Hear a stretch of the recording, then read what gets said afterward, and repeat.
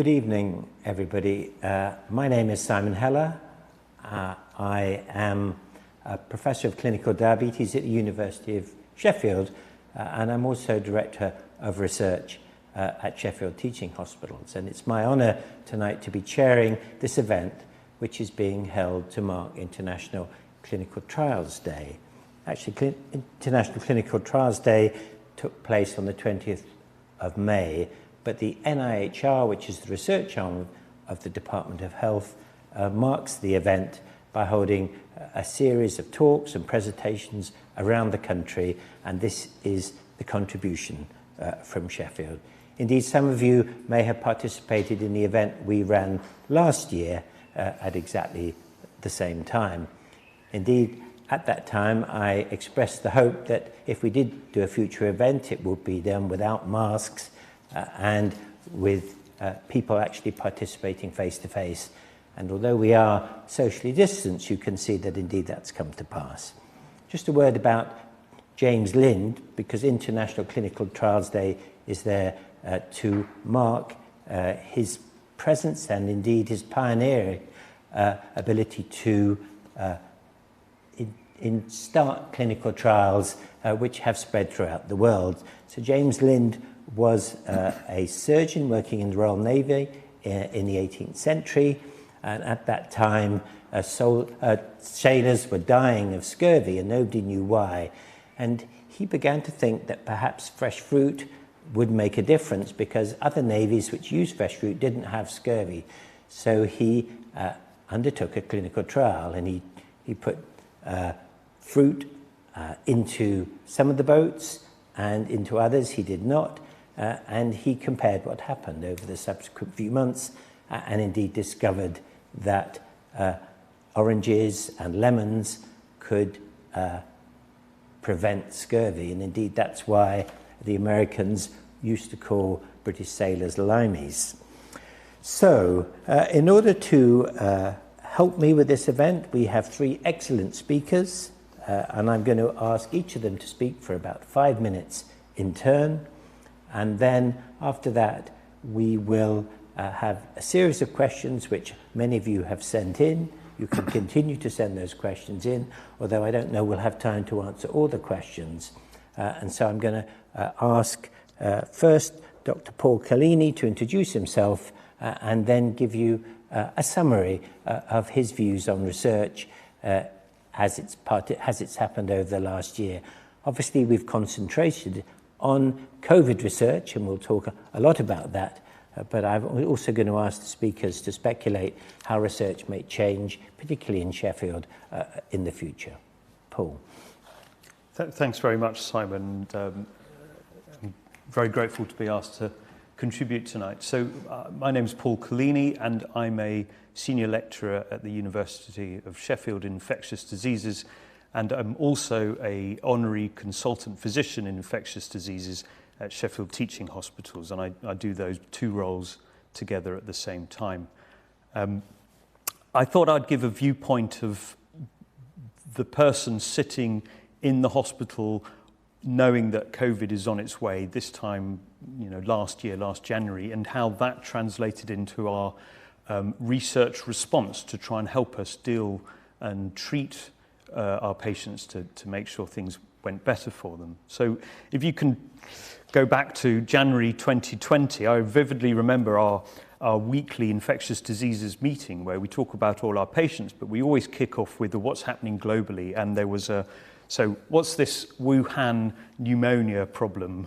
And the person in our group who looks into these things said, oh, it's okay, it's a severe pneumonia. A few people have had it in China. It seems to be associated with this wet market, but as far as we know, it's only transmitted from animals to people, not people to people. We'll keep an eye on it. And so we're slightly reassured, but all of us in that group listening remember back in 2003 when the first coronavirus mini pandemic happened called SARS. We remember the flu pandemic of 2009. We remember the West African Ebola pandemic. And each time we had to be ready to respond in our infectious diseases unit in the wider hospital. So we kind of were slightly less relaxed than we might have been by that news, and it in turn determined that was right approach. We needed to be worried, as you know. And so in February, we see the China cases going up. And at this point, we're having regular national calls in our unit because we're one of a network of highly contagious infectious diseases networks, so that we can look after people who might have one of these conditions. And indeed, by the end of February, we had our first patient repatriated from the Diamond Princess ship, which you all remember from Japan. By March, we knew that there were cases in the UK. You remember the Brighton GP surgery outbreak, and then we saw cases in London and the London hospitals, and all this news from intensive care saying that the people are dying, people are in intensive care. We really felt that the wave was coming. And as infectious diseases doctors, but also infectious diseases researchers, we certainly knew and recognized this phenomenon from before. And we'd learnt lessons in these previous epidemics, because at the time, people tried to find therapies, and there was a lot of rushing around, but uncoordinated work to see what worked and what didn't. And that left us with a legacy of some studies that had been set up and were sort of dormant, waiting for the next pandemic. In particular, studies looking at particular treatments that might work in people with respiratory viruses that were causing severe pneumonia. At the same time, we saw that in China and then Italy, that same slightly discoordinated response, try this treatment, try that treatment, maybe it will work, was going on. And I think you all remember stories about hydroxychloroquine, the malaria drug, stories about the anti-HIV drugs, something called lopinavir. And data was coming out from laboratories that these were killing the virus, and people were trying them in a haphazard way in patients and saying, oh, my patient got better, maybe this works, maybe that works, and everyone wanted it and no one knew whether it worked. And so in Sheffield, we were ready and signed up immediately when these studies started. And when I say these studies, these were what we call controlled trials, where people are put into, patients volunteer to be in a treatment trial where they randomly get assigned to either the treatment, we're trying to see if it works, or a placebo. And probably the most important study to talk about was something that was a national study kicked off from our colleagues in Oxford called the Recovery Study. And what the Recovery Study wanted to do was try to test as many of these promising agents as possible based on data from elsewhere at the same time, recognizing that the really difficult thing when you're doing a research study is the work of recruiting patients, documenting all the information about them, then making sure you give them the medicines. And in our hospital, remember, we are trying to do this when you're getting 10s and then 20s and then 30s of new patients coming in each day with a really severe illness. So everyone is working really hard to look after the patients. And on top of that, we're trying to find ways to actually study them as well. And just as a little example, if you're recruiting someone who's got COVID into a research study, a key element of any study is to take their consent. But in every research study we've ever done, you see the patient with a piece of paper, you read out everything, they then sign the piece of paper and you take it out of their room and you put it in a folder. We couldn't even do that because we had to quarantine the consent form for 5 days before we knew it was safe to use that. So I just want you to imagine this is really complicated work, and what came together was an enormous number of people, research nurses from the clinical research facility, researchers who already did research, who were diverted from their normal work such as diabetes or neurology and started doing COVID work, and then doctors who signed up and said, yep, we'll help out with this research. An enormous number of patients are helped out. And what the recovery study did is we started and recruited our first patient in March. We've subsequently recruited almost 350, but by June, so that's within 3 months, we already knew that there was a treatment that was saving lives, and it was saving 20 to 30% to 40% of lives, depending on who you used it for, and that was dexamethasone. Not only did we do the recovery study, we did lots of other studies which were fascinating, really interesting, but we also had the privilege of being involved in vaccine studies, and the one that most of you will know about is the Astrazeneca vaccine. We tended to call it the Oxford vaccine because it was developed in Oxford. And it was something that was rolled out in Sheffield, and the people who did that started from a very low base. Sheffield does a lot of research, but it doesn't have a history of vaccine research. In fact, the only vaccine study I'd been involved in took about 2 years to recruit 10 people. Luckily, a couple of my colleagues working with us had trained partly in Oxford doing different vaccine studies, malaria and I think typhoid. And they just said, yep, we'll do it. We got a lot of support from the hospital. We said, yeah, we'd do 300 patients, not patients, but members of the public. Before we knew it, we'd recruited 800 people, and they had about 10 visits over the next several months. And we've been the second biggest recruiter to that study and been able to demonstrate and show that we got a vaccine against coronavirus. So an amazing privilege, and I'll stop there. Thank you very much, Paul. And indeed, it's worth noting that 3,000 individuals in the Sheffield area have participated in COVID research over the last 15 months. So I'm now going to ask Professor Cindy Cooper to introduce herself and speak about research from her perspective. Cindy. Thank you, Simon. So I'm Cindy Cooper, and I'm a Professor of Health Services Research and Clinical Trials at the University of Sheffield. And I'm Director of the Sheffield Clinical Trials Research Unit, which is based at the School of Health and Related Research at the university. And I'd like to tell you about how clinical research has had to adapt to the challenges of being carried out within the pandemic and within lockdown conditions.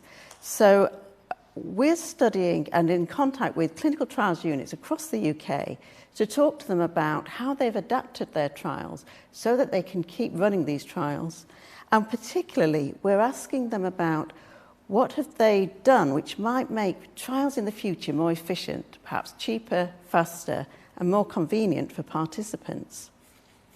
So I'm not just talking about vaccine and drug studies for COVID-19, but a wide range of research has continued over the past 12 to 14 months. Some of those are drug trials, for example, for osteoarthritis, kidney disease, heart failure, and many other conditions. There's also been trials of psychological support in autism, dementia, and motor neuron disease.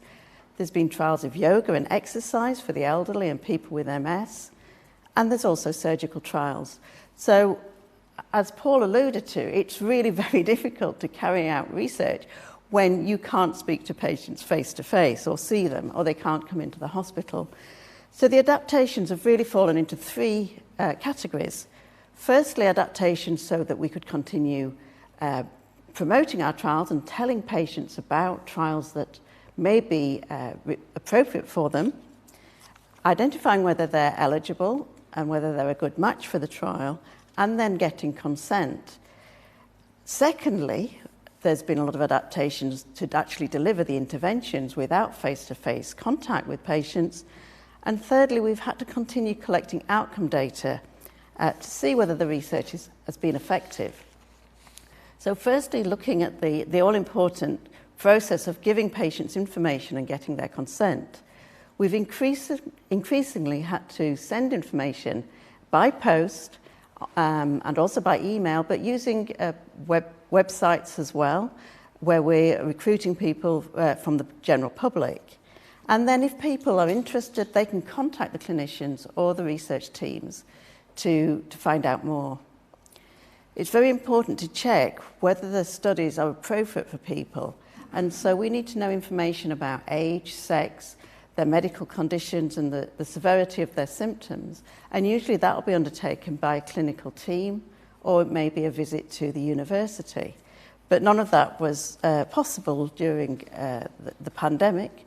So there's been lots of ways that has continued. People have done clinical assessments by phone, by video consultations, and also there has been questionnaires that people can fill in online so that the questionnaire will automatically tot up their responses and decide and say whether they meet the criteria for the trial. Once participants have been identified who are both interested and eligible, there is obviously this important consent procedure, and it's important that we have a record of that consent, and that's usually done face-to-face, but that's not been possible. So there's been a large development of IT to support consenting online. As you may know, if you've had packages delivered by post, we can now sign using an electronic signature, which may be just ticking a box or signing with your finger on a tablet. And we've also taken, at Sheffield Clinical Trials Unit, we've taken consent verbally and then audio recorded the verbal consent so that we've got a record. And these technologies have helped to share that consent procedure very quickly amongst everybody who needs those, and also bits of paper don't get lost in hospital basements. However, there are disadvantages to these technologies, and that is that they're quite complicated to use, they're expensive, and patients trying to look at the patient information sheet as well as fill in the confirmation of consent on perhaps quite a simple phone can struggle. And so we need to look at whether these are appropriate for going forward for future trials. There's been a lot of changes to delivering care. There's been behavioural interventions, psychological and medical consultations carried out by phone and by video conferencing. This has helped us recruit patients from a much wider geographical area than we have previously been able to. And so, in fact, some trials have recruited faster by being able to deliver the interventions online than they had before. Other trials have actually delivered their drugs by courier, which is expensive, but the participants don't have to go out of their homes. A downside is that if the participants aren't taking the drugs as they should be doing in the trial, they may be accumulating at home, which obviously is not very safe. And also, clinicians aren't seeing the patient as often and may not be able to pick up on signs and symptoms and side effects. And finally, monitoring the effects and the effectiveness of treatments. There's been an amazing number of interesting ways that people have been able to do remote monitoring. So we've had test kits for monitoring blood glucose at home in diabetes trials, self-monitoring of blood pressure, even self-monitoring of ECG and brain activity. So in summary, really, I think it's been great to see the amount of enthusiasm people have put into making sure clinical research has continued, but there are pros and cons. Some of the adaptations may actually be detrimental to the participation of some groups. So in Sheffield, we're going to be working with clinicians, participants and researchers to review all these adaptations and see which ones are appropriate for taking forward and might make trials more efficient and more convenient for participants. Cindy, thank you very much.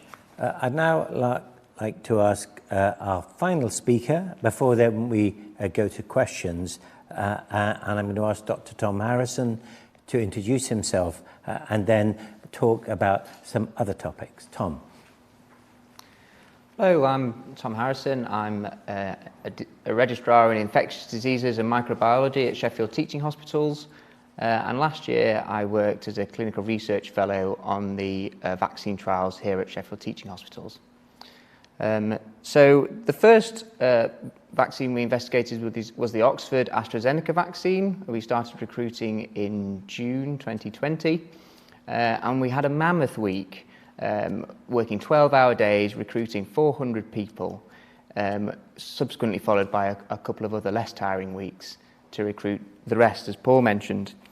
And then later in the year, we've also been involved in the Janssen trial, started recruiting in December last year.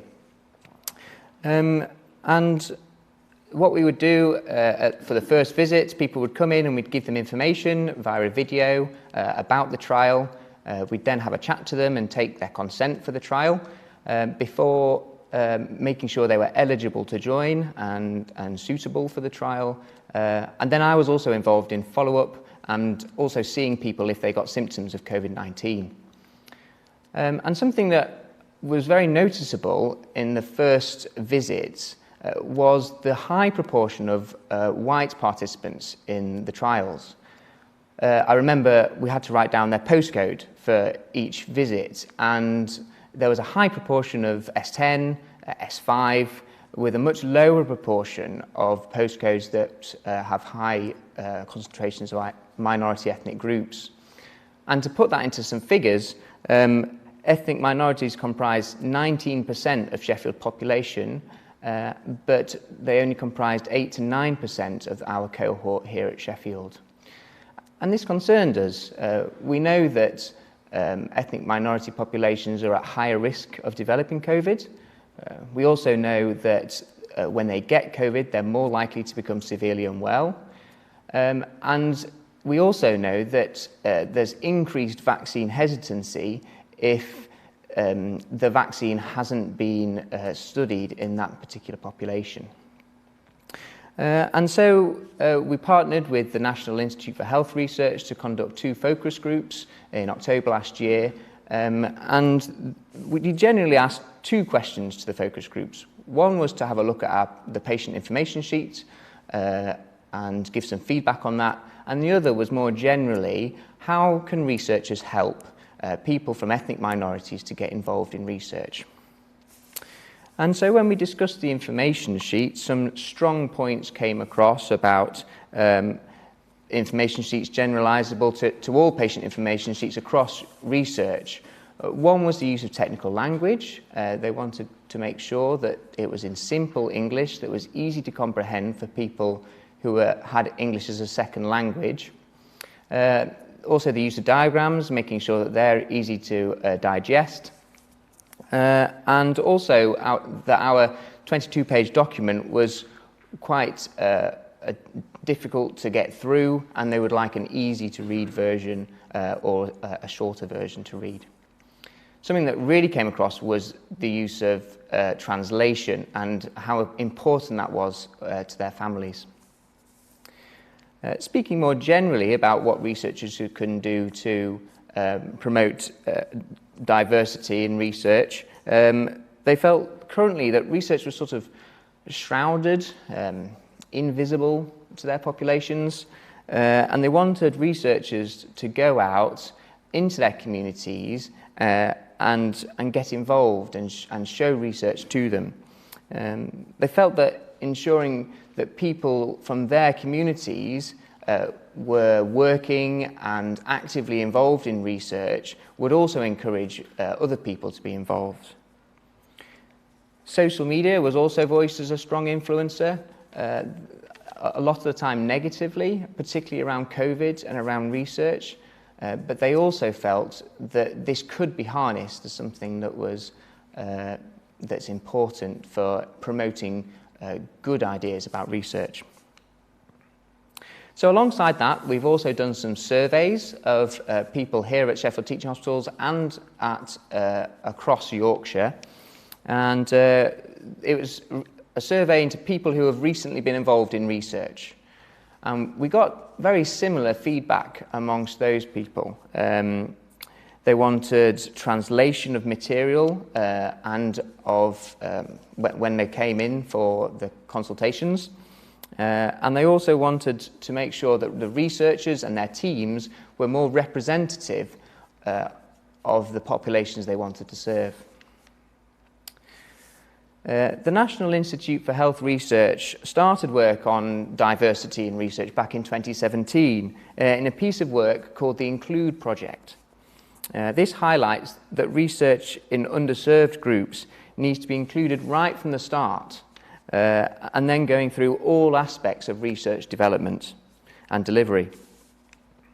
And Sheffield has an ethnic minority research COVID planning group, and this has stakeholders from the research communities of Sheffield Teaching Hospitals, the Children's, GP collaboratives, and the National Institute for Health Research in Yorkshire. And they've got currently a number of projects underway.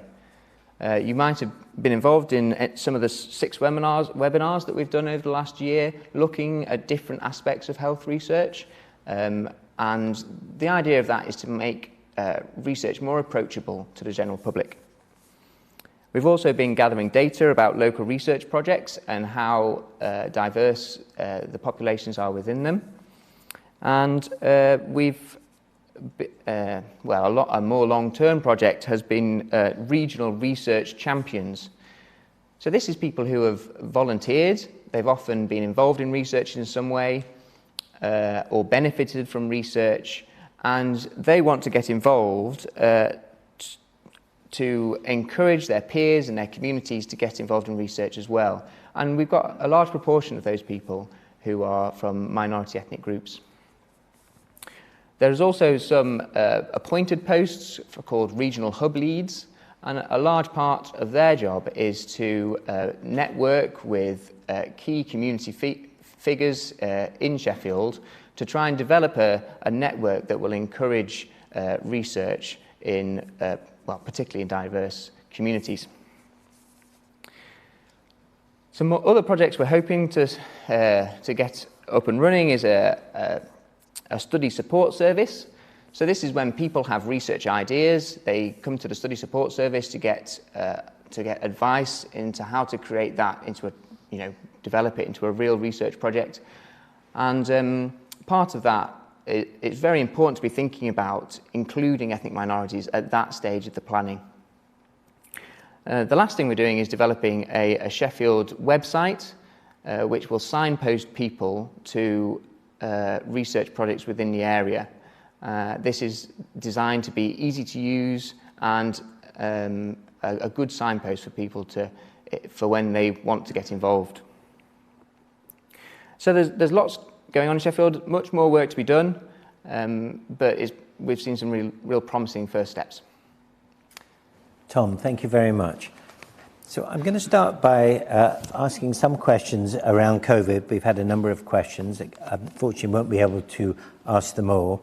But I'd like to first turn to you, Paul, because you talked about placebo, and I was just reflecting that if I had a family member, or indeed was infected with COVID myself, and somebody said, well, you're either going to have an active treatment or a placebo. Could you explain what you mean by a placebo, and how did you reassure them that because it was random, at the throw of a dice, whether they might actually have the active treatment or not?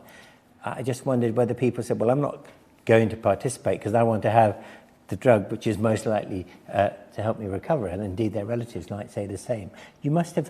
That must have come up. So can you explain what you mean by a placebo and why that doesn't mean necessarily they're going to receive, if you like, worse treatment? Yeah, thank you, Simon. So a placebo is, if you like, a dummy pill that doesn't do anything but looks, to all intents and purposes, the same as the pill that's being tested. And the studies that involved both the vaccines and also the treatments for COVID, some of them used placebo and some of them didn't use placebo. They used standard of care as the comparison against which. So when I was chatting to a patient who might be in the study, I would explain this and say, at the moment, we know that certain things work to treat COVID, but nevertheless, some people still don't do very well. We want to find things that work better. So as well as treating you with everything that we know that works as best as we can, we're going to try an extra medicine as well, which we don't know if it works or not, but we think might. I would like you to volunteer to be in this study in the knowledge that there's a 50-50 chance that you may or may not get this medicine. We'll tell you if you get it, or we might not, depending on the study. But I want you to be ready to understand that. And remember, when we do these tests, we don't know if it's going to work, and we don't know for sure that it's going to be either useless or potentially cause a problem. So I can't say whether having the extra medicine is a good thing or not at the moment. So if you're interested to help us find something, rather than because you're particularly motivated to get this amazing medicine, which might not be amazing, that's even better. But I do understand if you're hoping secretly you're going to get the medicine. And that's important because in the recovery study, Simon, I think there was 8 or 9 medicines have been tested so far. 2 of them we found saved lives really dramatically. 7 of them made no difference. And some of these medicines, people will have noticed minor side effects. So for all those people, when I recruited them 8 months ago and said, do you want to be in the study where you get the anti-malaria drug, which might work, or carry on as before, and it will be randomly associated, all those people that thought, well, I hope I get the anti-malarial drug, well, in hindsight, they're the ones that got the extra side effects with no benefit. Right, okay. And so going on from that, I suppose people would also want to be reassured that once you knew that a treatment was beneficial, presumably that was no longer part of the trial. You stopped it once you knew there was benefit. And I guess the same would have been true for the vaccination trials. So again, can you reassure people that there was, if you like, information was passed very quickly, so once you knew it was definitely beneficial, you would no longer be using it? Yes, well, Tom can answer to the vaccine study, but in terms of the recovery trial, right, we were giving people dexamethasone and we didn't know if it would work or not. We started doing that in March. On the 16th of June, the recovery study reported that it was saving lives. That was in the morning. In the afternoon, the chief medical officer sent us all a letter and saying, we now know this saves lives. We want you to give it to everyone who's a patient, who's eligible according to the criteria of the study. And the study immediately said, okay, that arm has closed. From now on, standard of care includes dexamethasone. And we will compare everyone on that basis. So yeah, immediately switched. So Tom, I want to ask you about the vaccination trials, because I'm aware, as I'm involved with making sure the research is carried out to a very high standard, that it was quite complicated in people who were in the vaccination trial and were given a vaccination which wasn't likely to have an effect. When we started vaccinating, that must have created a real headache for you as researchers running the trial. Can you just explain some of the issues and how you dealt with them? Do you mean in terms of we weren't sure that the vaccine worked, and so... Well, once people knew the vaccine worked, they were still being asked to carry on with being in the trial because you wanted to follow it over a long term. And yet if they had been randomized to just have a vaccine, I think it was against meningitis, which wasn't going to have an effect, I would have, if I was in it, I'd say, hang on, we now know this vaccine works, and yet you want me to be in the trial. I don't really understand. How did you explain that to people? Yeah, so I think what was important was at the start when we were recruiting people, we told them it was a year, and we'd give them the vaccine at the start, we'd follow them up for 1 year, and at the end of the study we'd know what the result was. Right. But what really happens was in December we said that, well, right at the start they had made a statistical model to see how many people need to get coronavirus in this trial before we know whether the vaccine works. Right. And once we hit that number, they could do the statistical analysis, and so actually it was in December, thankfully, that we did that analysis and found that it is effective in preventing severe disease in COVID. And so followed quite difficult December and January, lots and lots of emails from our participants, and we were very eager to make sure that they were reassured and yes, sent lots of emails. And what we ended up doing is there is an ethical debate there. You know, you've got a treatment that works, you've got some people who haven't had it. And you can understand why people would want that treatment. And so what we decided was that when people were offered that treatment as part of the NHS rollout, they could contact us, find out whether they'd had the vaccine or whether they'd had this meningitis placebo. Right. And if they'd had the meningitis vaccine, they could go ahead and have the NHS rollout vaccine. So they were under no disadvantage by participating in the trial. They got it as they would have done as anybody else who hadn't been a participant. Okay, thank you. That's really helpful.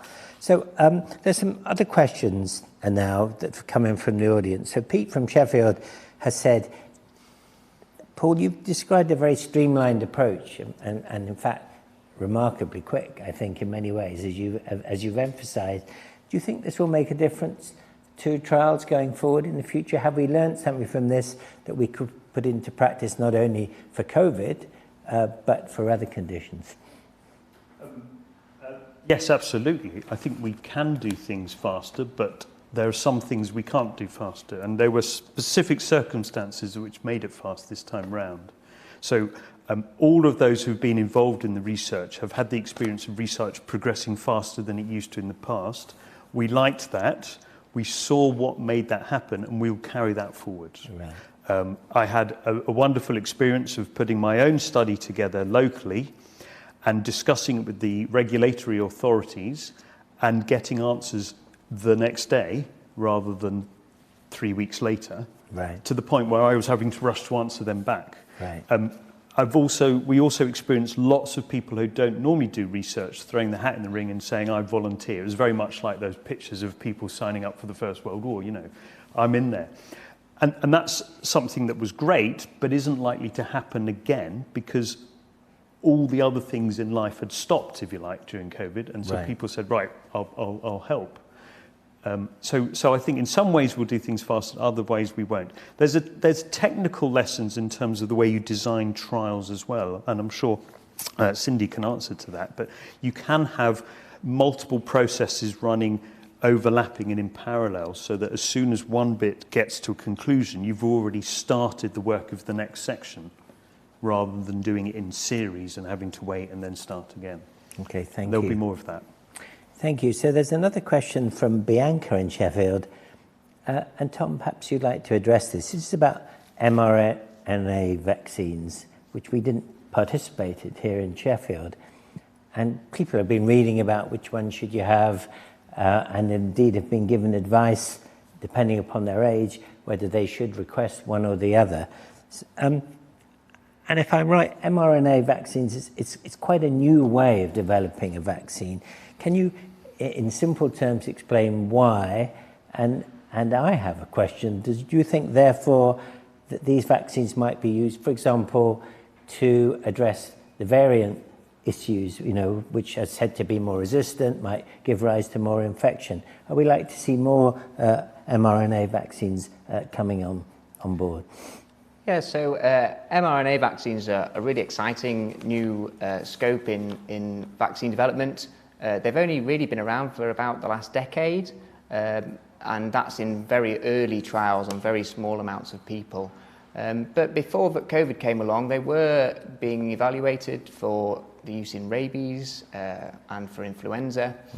Right. And they've really hit the spotlight now, haven't they, with COVID-19. And the mRNA vaccines that we're using, the one that I had, they're the first ones licensed for humans. So it's a big milestone.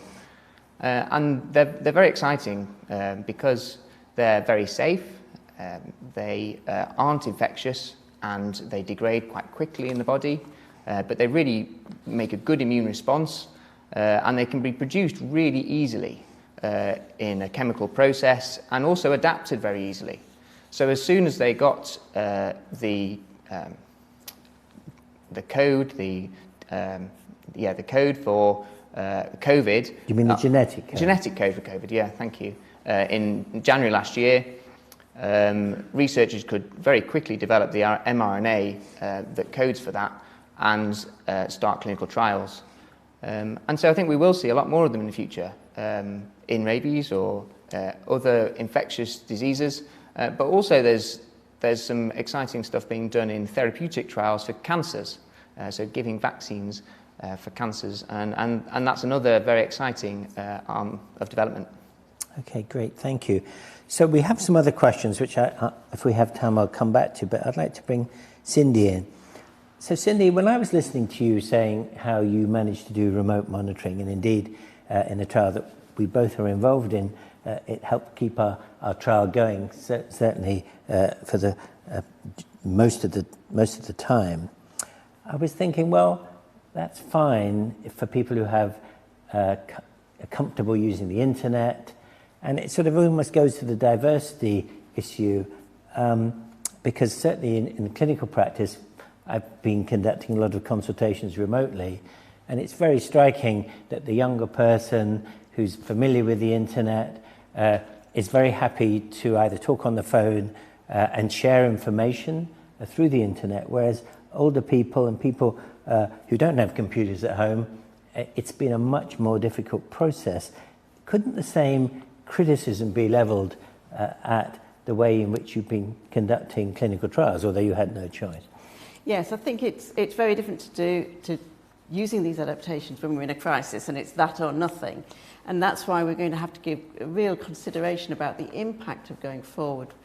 Some of these developments, the remote consultations and the remote follow-ups have made an enormous impact on enabling us to go forward. Yeah. But we also mustn't just make assumptions either. I mean, I've been involved in trials with older people, some trials looking at support for isolation and depression in older people, and that was all, it was mainly by telephone. I mean, you have to adapt, it might not be internet. Right. So you have to be able to adapt.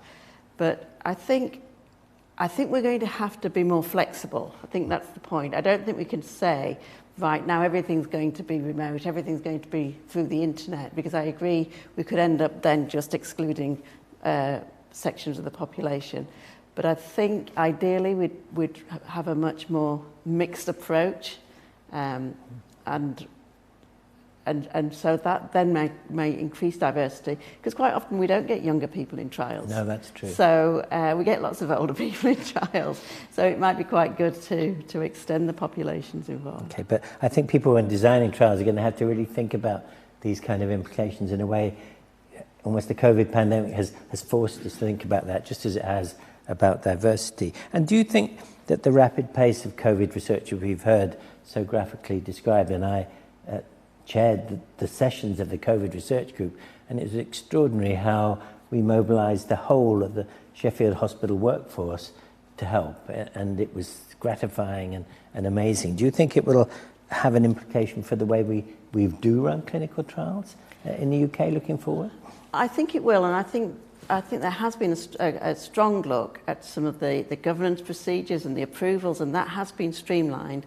But I think, as Paul was alluding to, a lot of the pace occurred because other things stopped. So a lot of trials had to stop because you couldn't get through the approvals process, you couldn't get support from the Clinical Research Network. And so I think we have to have just temper the enthusiasm for the pace with knowing that people were putting that extra effort in. People were working long hours, and that's not necessarily sustainable. Right. Thank you. Let's turn to some other COVID questions here.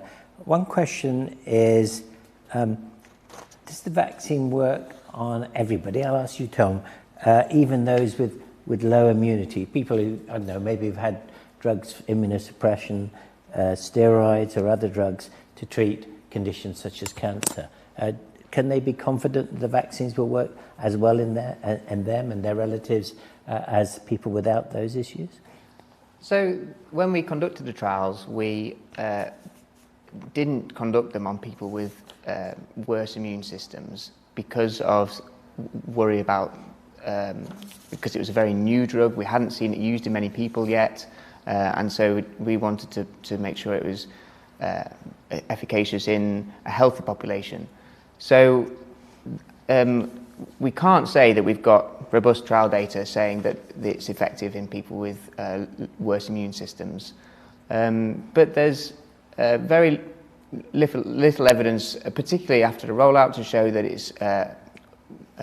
it would cause problems in people with worse immune systems.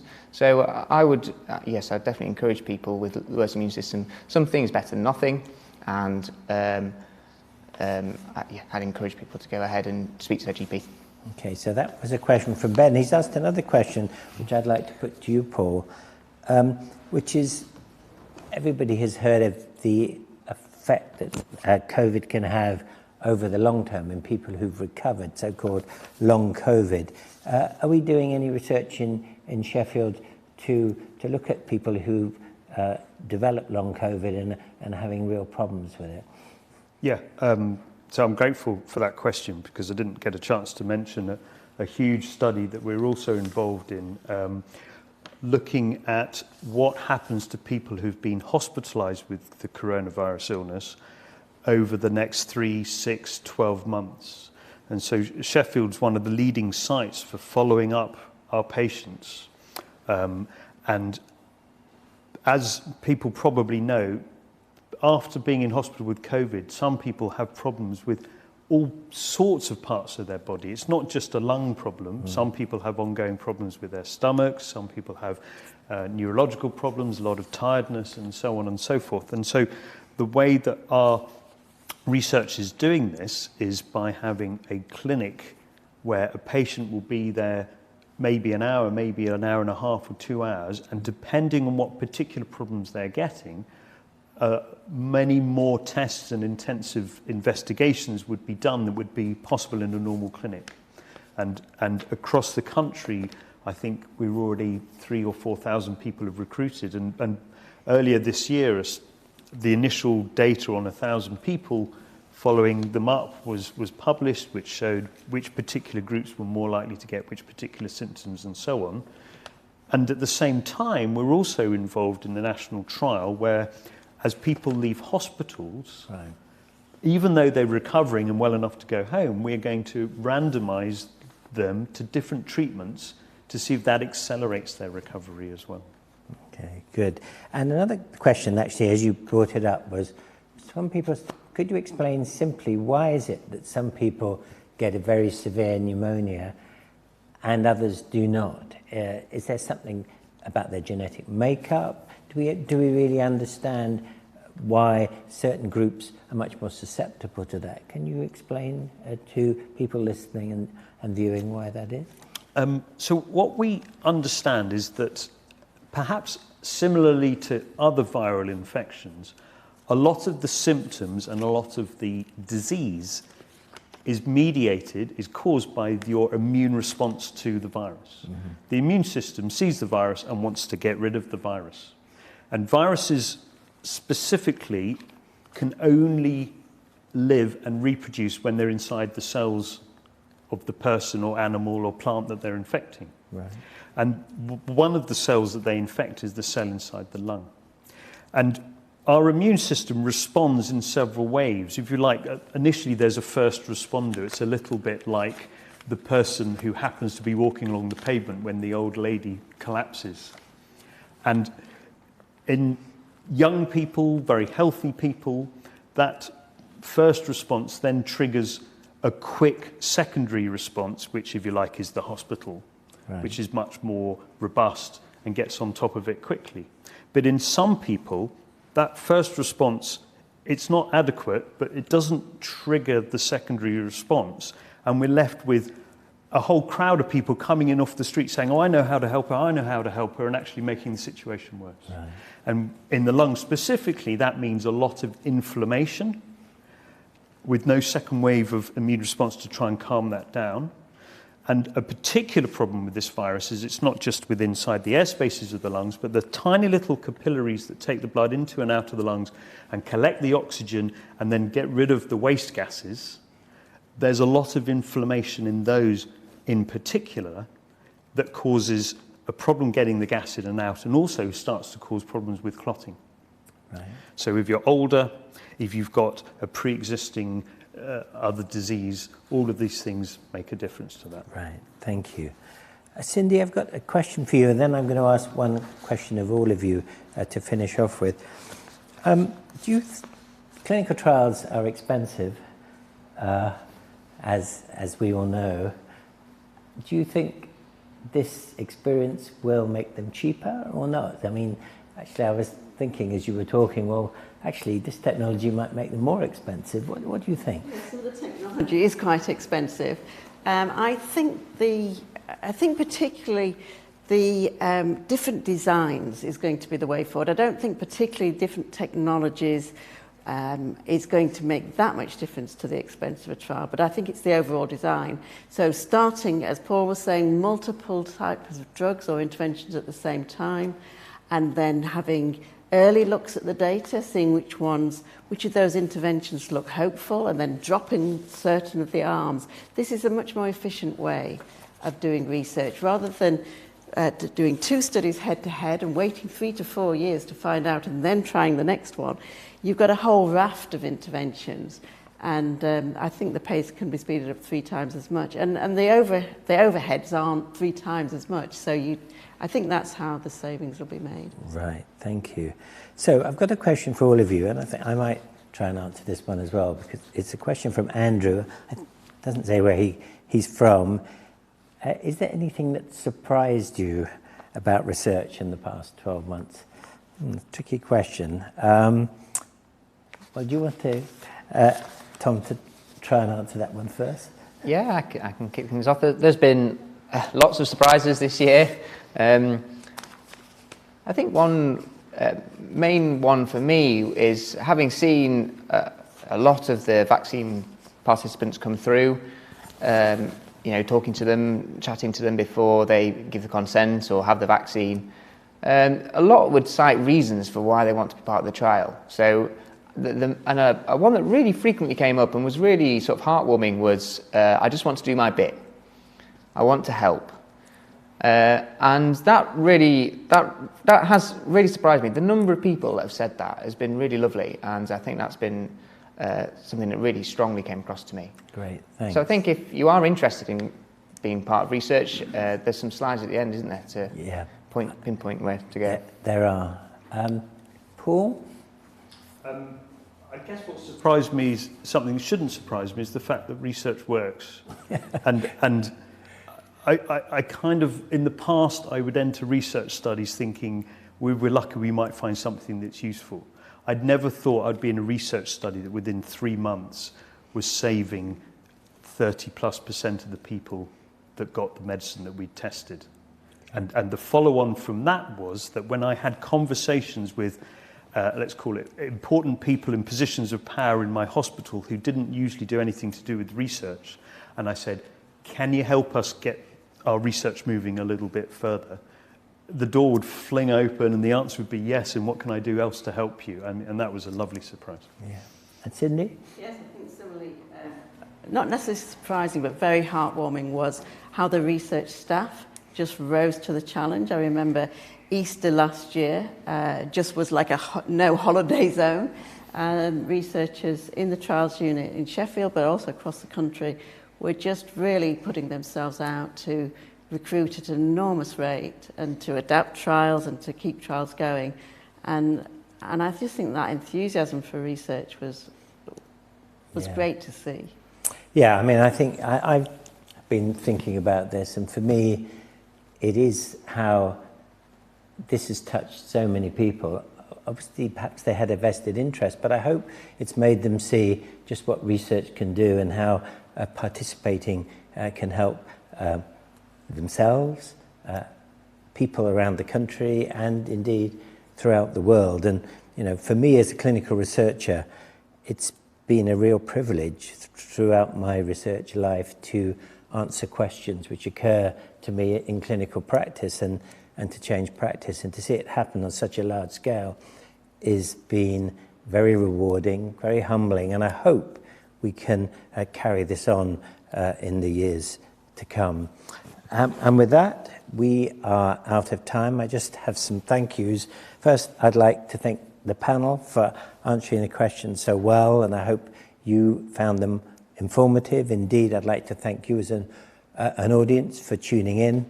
I'm sorry that we couldn't address all the questions, and I did say this last year, and I hope actually we put it into practice, that we can have more events like this, and indeed to help us do this, I would like the audience to fill in a feedback form, which you'll find on the website, to tell us how we could do this better. And as Tom says, you'll also find some slides about how you can get involved in research. I'd also like to thank Sheffield Teaching Hospitals, the University of Sheffield, and indeed the NHR for thinking that International Clinical Trials Day is something that we should mark by events such as these. And I look forward to more events like this. Thank you very much.